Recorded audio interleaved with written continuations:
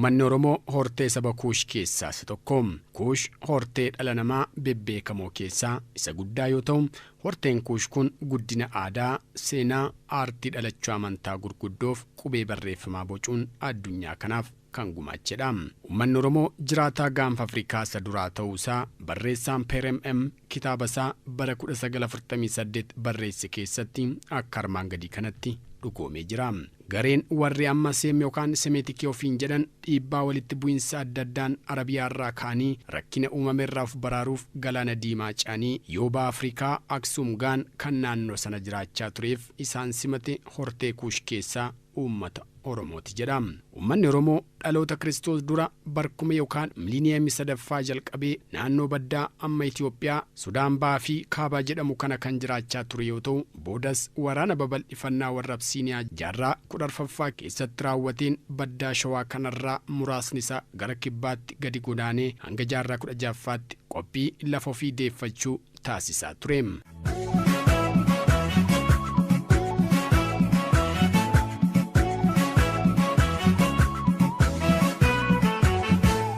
Jalqaba jaarraa 16ffaa bara 1520moota keessa waraana deebisanii lafa ofii qabachuu taasiseen milkaa'ee qabiyyee isaa ganamaa deebifate.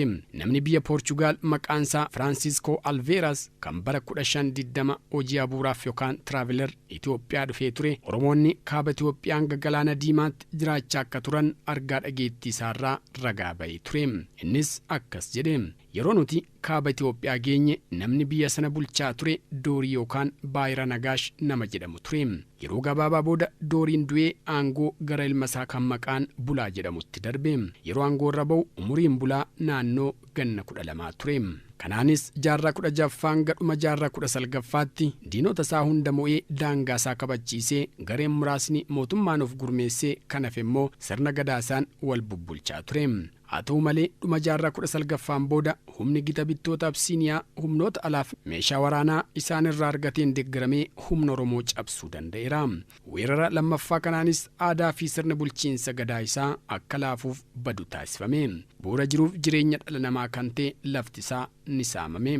Uummanni Oromoo uummattoota hortee Kuush keessaa isa tokkoo fi isa guddaa yoo ta'u, hanga ammaa duudhaalee uummata kanaa qabatee kan jirudha. Haa ta'u malee warri seenaa ragaa hin qabne barreessaa turan seenaa dhugaa dabsuun eenyummaa uummata kanaa awwaaluu fi dukkaneessaa turan. Isaan seenaa Oromoo dabsanii barreessaa kan turan akkuma jiranitti ta'e faallaa isaanii kan dhugaa barreessan laalla. Finfinnee, Finfinnee, yaa Finfinnee, Finfinnee, yaa Finfinnee, Finfinnee, yaa Finfinnee, mata burqaatine kan waaqni nu kenne, ansarraa fagaachuun nama taane Finfinnee. Akka kitaaba Taabor Waamii kan bara 2007 maxxanse keessatti ibsametti qaroominni Misiroota durii yookaan Ancient Egyptian Civilization qaroominaaf seenaa Oromoo waliin akka wal fakkaatan ibsameera. Innis uffannaan abbootii gadaa fi mallattoon aangoo warra Kuush yookaan Misiraa kan dhagaa irratti bocamee argamu wal fakkaata. Mallattoon aangoo kan warri Fara'oonitti gargaaramanii fi kallacha abbootiin gadaa Oromoo adda isaanii irratti godhatan wal fakkaata.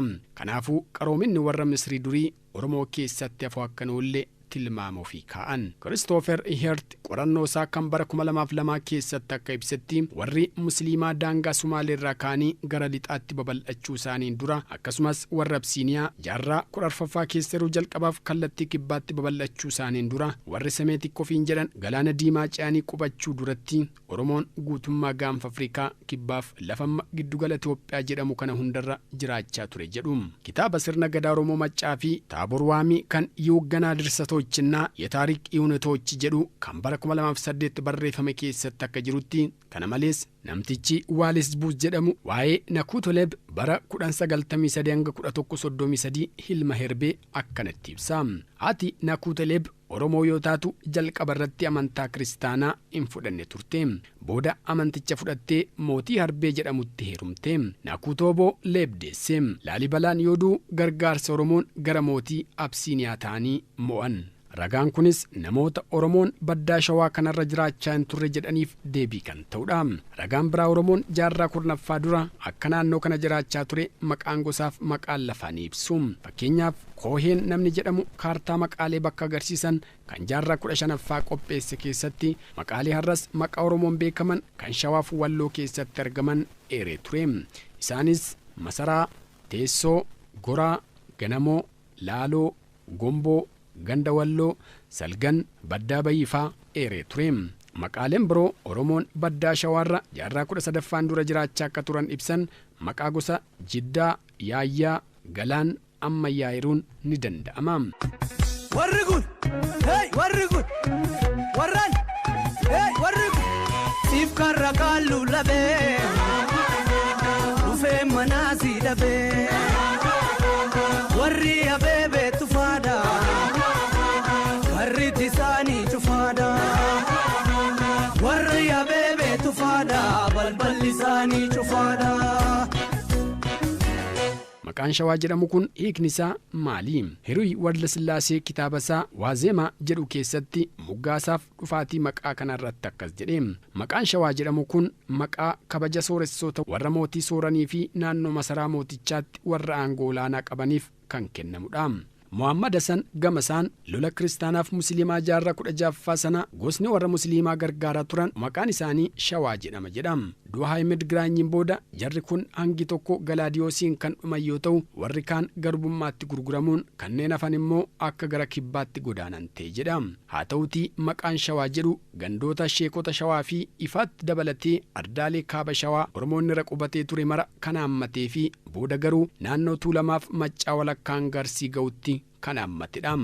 Akka barreessaan Kiristoofer Hiriit jedhutti sabni Kuush durumaa qabee lafa baddaaf badda daree akkasumas gammoojjiiwwan Itoophiyaa keessa qubatee jiraachaa kan turedha. Saboonni Kuush naannoo eerame kana keessatti qubataa duraa turan. Kunis saboonni Kuush Oromoo dabalatee Itoophiyaaf lafa naannoo isaa jiru keessa dhaloota Kiristoosiin dura naannoo bara 5000 dura akka turee fi boodas barkumeedhuma gara damee saboota Kuush amma jiran kanatti akka qoodaman amanama. Saboonni Kuush kun biyya amma Nuubiyaa, Marawwee, Sulula Abbayyaa yookaan Naayil Vaalii fi Misira keessa jiraachaa kan turan yoo ta'u dhiibbaa uumamaa fi namtolchee jechuunis waraana karaa kaabaan isaan irratti gaggeeffameen gara lixaa kaaba baaf kibba ba'a Afrikaatti socho'anii. Shagargaluufanii yaa karaanaantu gamamaadoo shagargaluufanii yaa karaanaantu yoomaan argaan kiyyaaf kee abduunaantu gamamaadoo yoomaan argaan kiyyaaf kee abduunaantu. Isaan kana keessaa warri Kuush ba'aa fi giddugala kibbaatti socho'uun qubate keessaa Oromoon tokko. Qorannoo fi qo'annoo seenaa madda adda addaa irraa argameen yeroo ammaa sabni Oromoo akka qaama saba Kuushotaa ta'ee fi ardii Afrikaa keessatti kaaba baaf lixa Afrikaa Itoophiyaa dabalatee jiraatan keessaa isaan gafa. Kanaafis saboonni Kuush biyya Itoophiyaa fi naannoo ishee keessaa dhaloota Kiristoos dura bara 5000 duraa jalqabanii jiraataa kan turan yoo ta'u afaanota yeroo ammaa naannoo kanatti dubbatamaa jiran adda addaatti akka qoodaman qorannoon mirkaneessee jira. Pimpinee, pimpinee, yaa pimpinee, pimpinee, yaa pimpinee, pimpinee, yaa pimpinee, mata burqaajinee kan waaqni nu kenne ansarraa fagaachuun mataane pimpinee.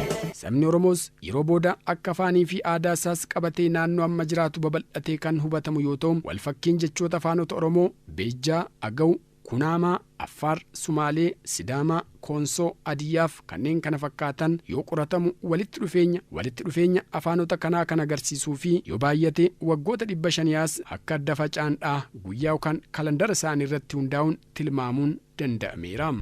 Tilmaamaa fi guyyaa kalandara kanaas akka mala gaarii tokkotti fayyadamuun horteen Kuush akka wal fakkaatu beekuuf waggoota meeqa dura akka addaan faca'animu. Kunis uummanni kun dur madda tokkorraa akka kaan ifooma. Oromoon saboota kaaba Afrikaa waliin hidhata qabaachuusaa dhakaawwan fakkii namaatiin yeroo sana tolfaman yookaan siidaawwan akkuma abbaa gadaa Oromoo har'a adda isaanirra kallacha qaban ni agarsiisu. Inni biraa siidaan faayaa fi uummanni aadaa Sudaan kaabaa keessatti qonnaan argame faayaa fi aadaa dubartoota Oromoo Baalee har'aa kan guftaa mataatti keeyyatanii ayyaanota yookaan jila adda addaa irratti argaman wajjin wal fakkaata.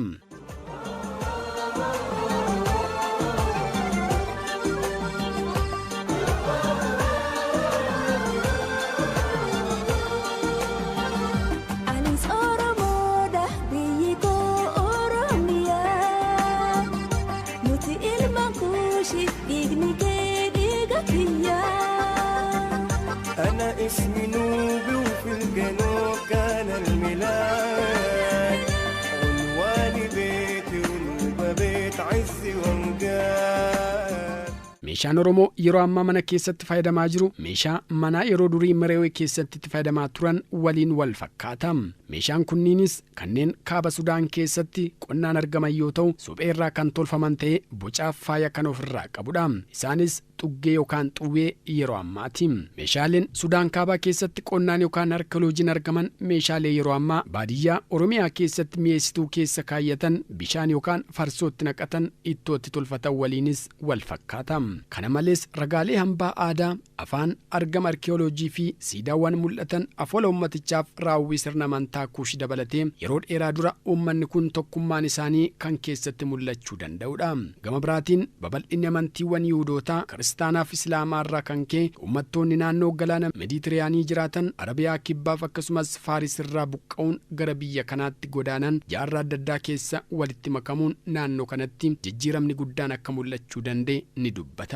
Sochiin kunis kallattii Itoophiyaa durii Marawwee, Nuubiyaa, Suubba, Saabaa, Naapaataa, Aksum, Laastaaf Gondor keessa jiraachuu dhufan irra jireessi qubattoota kanaa uummatatti makamuun qubachaa kan turanidha. Jarreen hafanis gosa ofii ijaaruun, afaan isaanii cimsuun, waraana yookaan raayyaa cimaa ijaaruun wiirtuu amantaaf daldalaa akkasumas siyaasa hortee kushota iddoo eeraman kanarraa akka bittinnaa'u godhanii ture. Kanarraa ka'uun rakkina kana dandamatanii kan achitti hafan malee uummanni achi ture gara kibbaa socho'uun akka qubatan seenaan ni addeessa. Bifuma kanaan Itoophiyaan dur bal'inni ishee walakkaa Misraa kaasee biyyoota akka Sudaan, Kaabaa fi Bahaa Itoophiyaa ammaa jirtu, Eertiriyaa, Jibuutii, Sumaalee fi Keeniyaa dhuunfatanii akka tatamsaa turan ni himama.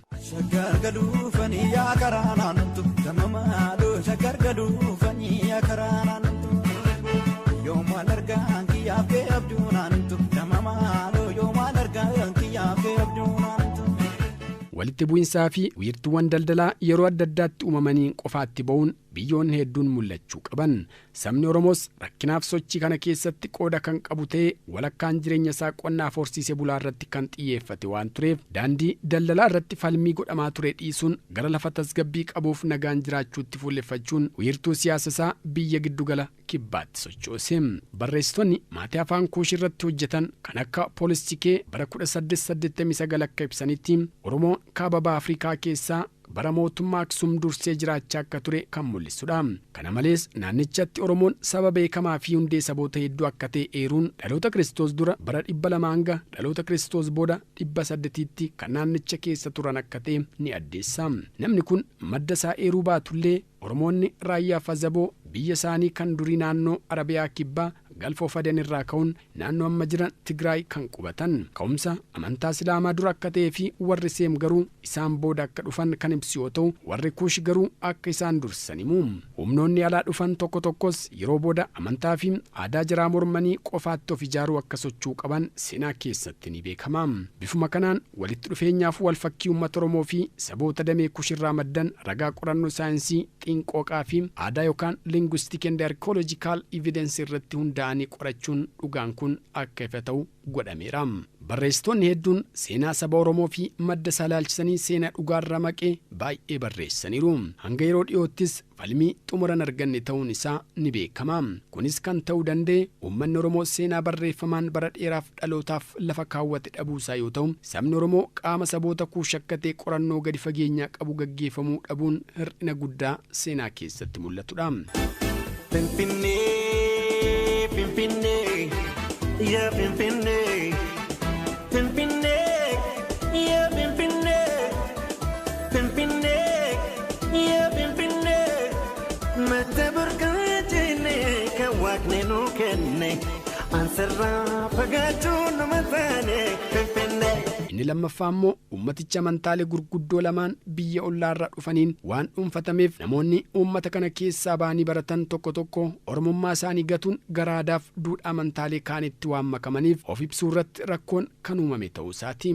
Yeroodhaa gara yerootti ragaa qorannoof barreeffamaa seenaa moototaaf amantii keessatti maqaan Oromoo argamuun isaa ka'umsa yoo ta'u kunis gaaffii guddaa kaasaa tureera.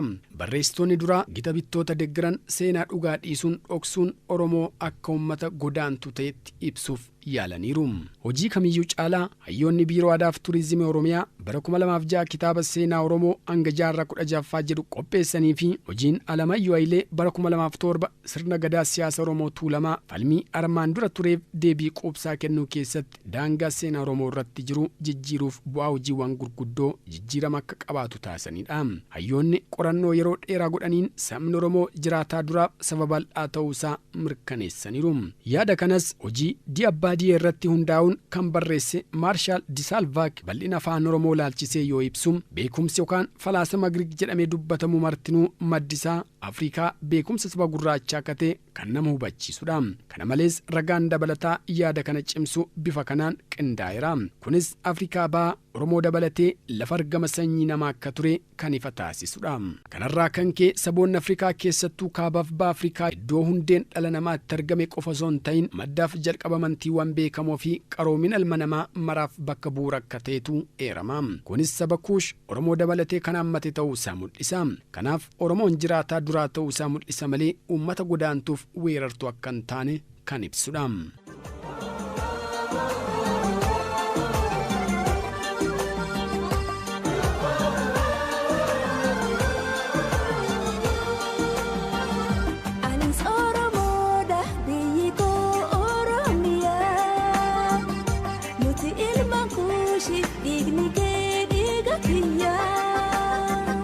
أنا اسمي نوبي وفي الجنوب كان الميلاد عنواني بيتي ونوبة بيت عزي ومجاد.